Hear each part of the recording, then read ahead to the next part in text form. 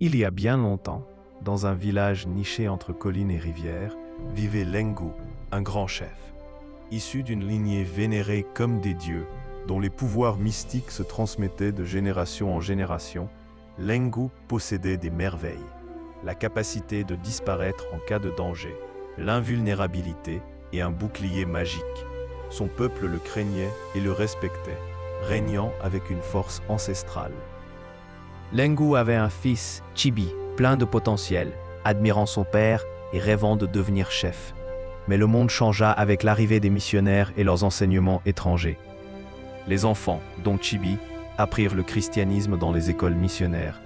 Lentement, le cœur de Chibi changea, attiré par l'amour, la paix et un Dieu unique. Les anciennes coutumes lui pesaient lourd. Un jour, après une lutte silencieuse, Chibi prit une décision. Il dit à son père, « J'ai choisi une autre voie. Je suivrai Jésus-Christ et non nos ancêtres. » Le cœur de Lengu se figea. Il croyait au sang ancestral et aux traditions sacrées. Le rejet de son fils lui était insupportable. « Tu n'es plus mon fils, » s'écria-t-il. « Tu as déshonoré nos ancêtres et fait honte. Quitte ma vue. » Chibi est parti, le cœur lourd. Pendant des années, il n'a pas eu de nouvelles. Il a embrassé le christianisme, languissant de l'amour de son père, mais sachant qu'il avait raison. Le temps passa, et la nouvelle arriva que Lengu était mourant. Le chef invincible était ravagé par le diabète. Il ne lui restait que quelques mois. Un serviteur demanda à Chibi de revenir. « Ton père désire te voir avant de mourir, » dit-il. « Il veut se racheter. » Le cœur lourd, Chibi revint. Il vit le chef autrefois puissant, fragile et faible. Pendant des jours, Lengu tenta de convaincre Chibi de revenir à ses traditions et d'hériter du pouvoir ancestral. « Tu étais destiné à porter la couronne, » dit-il. « Les rituels te donneront de la force. Tu es mon fils et le pouvoir de nos ancêtres coule en toi. » Mais Chibi resta ferme. « Je ne peux pas, père, » dit-il. « J'ai trouvé la paix en Christ. Je ne peux pas revenir en arrière. Je ne peux pas hériter de ce en quoi je ne crois pas. » Les jours raccourcissaient et la maladie de Lengu s'aggravait. La mort le terrifiait. Ses pouvoirs ne pouvaient le protéger. Il avait vécu intouchable, mais son corps le trahissait. « À quoi sert mon pouvoir si je ne peux me sauver moi-même? À quoi servent les rituels s'ils ne peuvent me protéger ?» pensa-t-il. Un jour, Chibi regarda son père avec des yeux doux. « Père, dit-il, à quoi sert le pouvoir s'il ne peut te guérir? Tu as gagné des batailles, mais maintenant tu dois affronter une petite chose.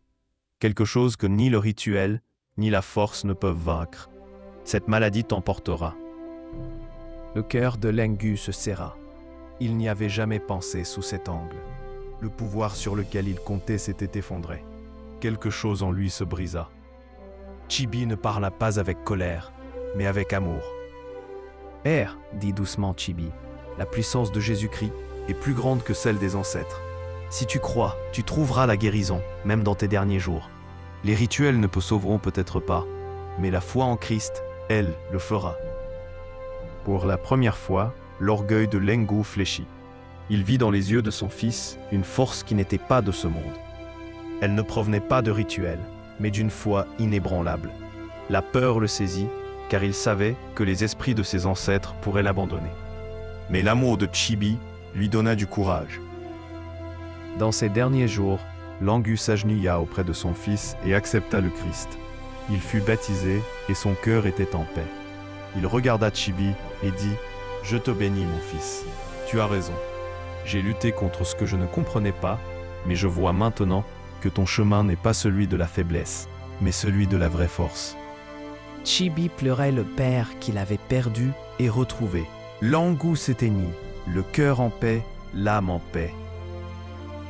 La couronne passa à Bambi, le cousin de Chibi, car ce dernier avait choisi une voie différente, celle de l'amour et de la foi.